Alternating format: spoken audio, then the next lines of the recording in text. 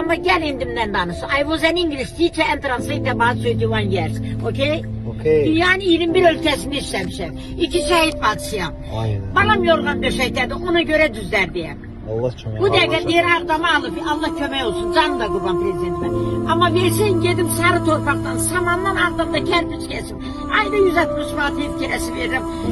Bala, dünyanın yersə belə baxanda papağım düşər. 110 kilo çəkisi 1,9 boya oğlum 9 ildir. İndi yeriməyə başlayıb, bir əkim köməklədi.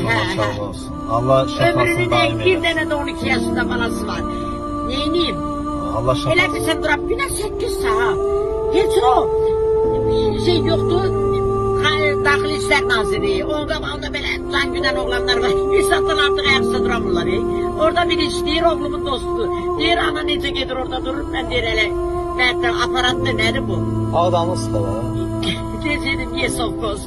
Bəli. Çox şeylər yapmışlar. 15 il bunu atmışam. Neyniyim?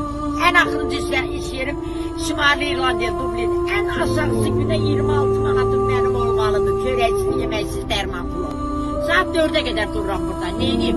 Yazgı gelen olur, bir çoraba 5 manat veren olur. Birbirine görsün 20 manat verir, hala dur gidiver. Yani Allah cemaatimize değmesin. Allah sizler mevzusunda eylesin. Allah ömrünü sağlam Sağ ol, eləsin. sizlere de Bərəkətli birinci eləsin. can sağlığı, anaları incitmeyin. İkinci ruzu verin. Allah sizlə Kurban ömür olun. eylesin. Sağ ol, Çok sağ ol.